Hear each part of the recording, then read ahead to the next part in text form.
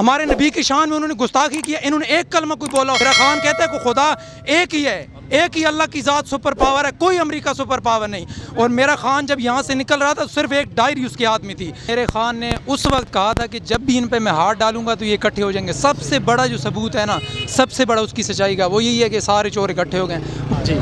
सबसे पहले तो मैं बता दूं कि मैं पीटीआई का सपोर्टर हूँ अल्हम्दुलिल्लाह, सीधी बात है। पहले तो मैं ये अफसोस करता हूँ कि मेरा जो पिछला जो इलेक्शन गुजरा है उसमें मेरा वोट नहीं था। मुझे अफसोस है, अगर वोट होता तो उस टाइम भी मैं पीटीआई को देता, क्योंकि मेरे खान ने उस वक्त कहा था कि जब भी इन पे मैं हाथ डालूंगा तो ये इकट्ठे हो जाएंगे। सबसे बड़ा जो सबूत है ना, सबसे बड़ा उसकी सच्चाई का, वो यही है कि सारे चोर इकट्ठे हो गए।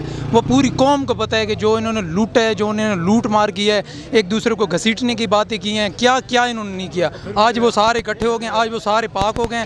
आज मौलाना फजल रहमान साहब भी पाक हो गए। आज जरदारी जो है उसका ननकाना जो है वो यूरोप बन गया है, कोई मसला नहीं है।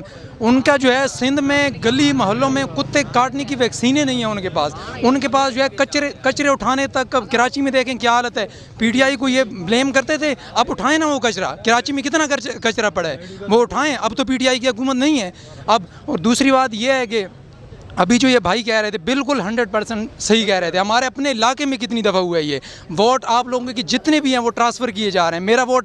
मेरा वोट अगर मियाँ वाली से है तो मेरा वोट यहाँ पे इस्लामाबाद में आके निकलेगा। कोई पता नहीं चल रहा आपका वोट किधर ट्रांसफ़र हो रहा है।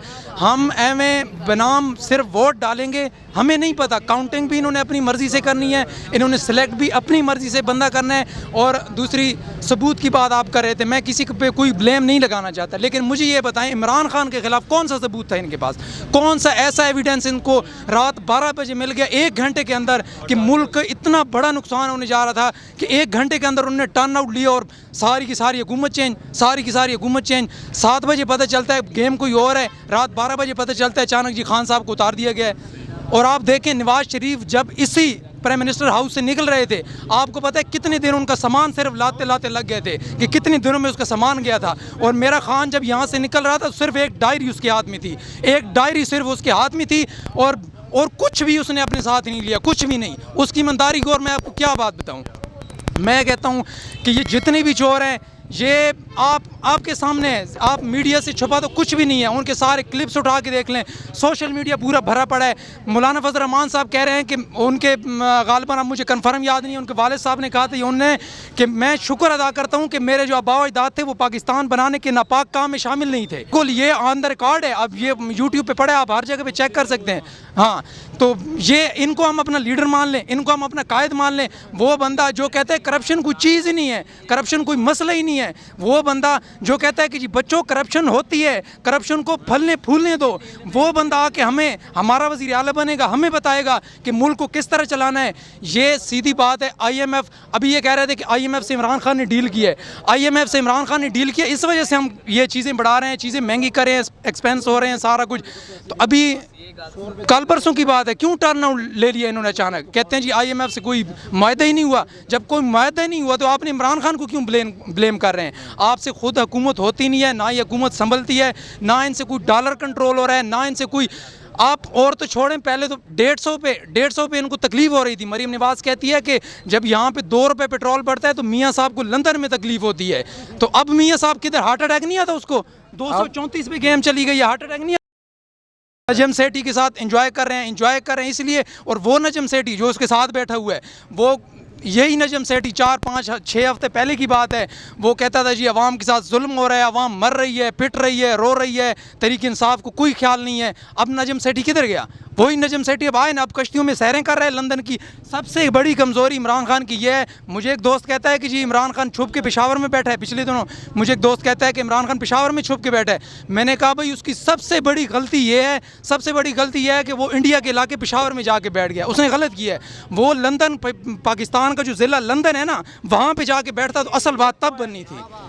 तो ये जो हमें आके, मैं कहता हूँ कि अल्हम्दुलिल्लाह मैं एक बहुत बैकवर्ड एरिया से हूँ, मेरा गांव, मैं ऐसा पसमानदा गांव है कि आप सोच नहीं सकते। वहाँ पे स्कूल कुछ भी नहीं है, लेकिन मैं आज ये जो बात कर रहा हूँ, मुझे ये शऊर किसने दिया है?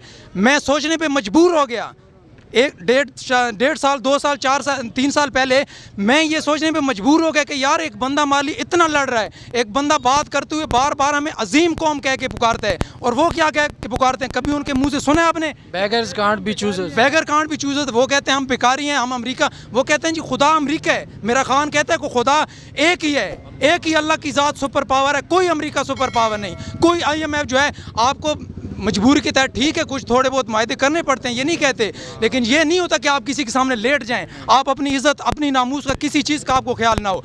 आप ये बताएं, चंद दिन पहले ये बकवास कर रहे थे, चंद दिन पहले ये बात कर रहे थे कि जनाब आप रूस के सफ़ीर को क्यों नहीं निकालते? अब आए ना, अब रोड पे आएँ, अब रूस के सफ़ीर को निकालें। अब तो इनकी हुकूमत है, अब तो खान की हुकूमत नहीं है ना, अब निकालें, सफ़ीर को भी निकालें। निकालने की तो दूर की बात सर, ये बोल भी नहीं सकते उनके सामने, ये बोल भी नहीं सकते। जिनको ये अपनी शादियों पर बुलाते हैं, ये उनको ब्लेम करेंगे कि आपने हमारे नबी की नामूस की आपने जो है गुस्ताखी की है सल्लल्लाहु अलैहि वसल्लम, हमारे नबी की शान में उन्होंने गुस्ताखी किया। इन्होंने एक कलमा कोई बोला, शहबाज शरीफ जो हल्का सा ट्वीट दे के मोदी खुश करने के लिए जो इन्होंने अब वफद भेजा हुआ है इंडिया में तिजारत के लिए, वापस बुलाएं ना उन्हें, ज़रा हिम्मत करें, वापस बुलाएं, बोले आपके। जी बिल्कुल, वो कहते हैं इंडिया के साथ हमें ताल्लुकात बहाल करने पड़ेंगे। उनकी आबादी जो है बहुत ज़्यादा है, 1.5 अरब आबादी है, तो हम अगर उनके साथ रिलेशन बनाएंगे तो हमारा मुल्क जो है आगे बढ़ेगा। हम लानत भेजते हैं ऐसी तरक्की पे जिसमें हमारे हुज़ूर सल्लम की जिस मुल्क में जो है गुस्ताखी होती है, और हम उस मुल्क के साथ ये सोचें कि हम उसके साथ तिजारत करके आगे बढ़ेंगे। अब ये बताएं ना, अब किधर गए? अब करें, बाइकाट करें, जो भी करना है इन्होंने करें ना, कुछ तो करके दिखाएं। कौम को ज़रा सिफर कर दिया इनकी, ज़ीरो, बिल्कुल ये फेल हो चुके हैं। ये किसी चीज़ में भी इनको कुछ नहीं पता। मैं कहता हूँ आपको, मैं हल्फन आपको कहता हूँ, जो हुकूमत शहबाज शरीफ चला रहे हैं ना, ये मैं कहता हूँ कि 12-14 ग्रेड के बंदे को भी आप ये हुकूमत दे देना तो वो भी ये चला लेगा जो हुकूमत ये चला रहा है, जिस तरह की ये हुकूमत चला रहा है। और एक बंदा, मैं खुद अपना बताता हूँ, मैंने जो अब थोड़ी बहुत एजुकेशन की है, जो मैं कहीं पे भर्ती के लिए जाता हूँ, सबसे पहले मेरे कागज़ में क्या देखा जाता है कि जी इस पर कोई FIR तो नहीं है, कोई थाने कचहरी में कोई मामला तो नहीं है। शहबाज शरीफ साहब, आप भाई मुल्क का प्राइम मिनिस्टर उसे बना रहे हैं, उस पर 40 अरब के केसेस हैं, उस पर जो कौन सा ऐसा केस है जो उस पर नहीं है, आप उसको मुल्क का प्राइम मिनिस्टर बना रहे हैं। राना सनाउल्लाह, शर्म की बात है, राना सनाउल्लाह जो है अब हमारे ऊपर बैठ के हमारे फैसले करेगा। राना सनाउल्लाह नैब को चलाएगा, इतनी इसकी हिम्मत आ गई। वो डाकू, वो चोर, जो कातिल है, वो आके नैब को चलाएगा। यार हमारे लिए डूब मरने का मकाम है। हम तो तस्लीम ही नहीं करते कि राना सनाउल्लाह जो है हमारा जो है सरबराह है, या जो शहबाज शरीफ है उसको तो हम लीडर मानते ही नहीं है। हमें शर्म आती है। बल्कि कल मैं देख रहा था कि आज थी गालिबन वो नेवी की परेड हो रही है, शहबाज शरीफ को सलूट पेश किया जा रहा है। मैं कहता हूँ शर्म की बात है कि शहबाज शरीफ अब देखेगा, वो हमें बताएगा कि हमारे उसमें कौन सी गलतियाँ हो रही हैं, हमारे इदारों में इधर उधर जो भी हो रहा है वो हमें बताएगा, शहबाज शरीफ हमें बताएगा। मैं ऐसी हुकूमत में लानत भेजता हूँ जिसमें मैं सबसे बड़ी बात ये, सबसे बड़ी बात जो मुझे अफसोस हुआ है कि इन्होंने हुज़ूर सल्लम की नामूस के बारे में ज़रा इन्होंने एक भी बात नहीं की। क्योंकि अगर बात करते हैं तो इनका आका नाराज़ हो जाते हैं, अगर आका नाराज़ होते हैं तो इनको हुकूमत चली जाएगी, हुकूमत जाएगी आपको पता है फिर ये केस कैसे ख़त्म करेंगे, केस ख़त्म नहीं होंगे। अब भाई देखें, बात यह है केस ख़त्म हो ना हो, अवाम के सामने इनका कच्चा चिट्ठा सारा खुल चुका है। अब ये फ्लॉप हो चुके हैं, अब इनकी सियासत फ्लॉप हो चुकी है। जो 4 दिन इन्होंने हुकूमत करनी है, कुर्सी की मज़े ले लें। अवाम इनको वोट नहीं देने लगी, लेकिन जो आपको बता रहा हूँ जो डबलिंग होनी है वही होनी है। आप वोट डालेंगे एक बॉक्स में, वोट निकलेगा दूसरे बॉक्स में। अच्छा, मैं एक सवाल आखिरी आपसे पूछूंगा, बस 1 मिनट में जल्दी से मुझे बताइएगा। पंजाब में ज़िमनी इलेक्शन होने वाले हैं, वहाँ पर कुछ कैंडिडेट ऐसे हैं जो पहले पीपल्स पार्टी में थे, फिर PTI में, फिर नून में गए, अब फिर वापस घूम के नून लीग और पीपल्स पार्टी, और स्पेशली दूसरी बात, पीपल्स पार्टी और नून लीग मिल के कैंडिडेट खड़े कर रही है। चोर जो है ना, चोर कभी भी किसी मुल्क का सरबराह नहीं बन सकता। एक बंदा खुद चोर हो, मैं चोर हूँ, मैं आपको पता है मैं चोर हूँ, आप ये भाई की रेडी है, ये मुझे इधर खड़ा करेगा कि 2 मिनट के लिए इधर खड़े हो जाएं? नहीं खड़ा करेगा, इसे पता है ये चोर है, ये ले जाएगा। दोनों तो साथ देंगे, ज़ाहिर बात है, दोनों चोर। और भाई ये दोनों क्या, ये जितनी भी 11-12 पार्टियाँ हैं, इनके ज़मीर अचानक मर गए, बिल्कुल ख़त्म।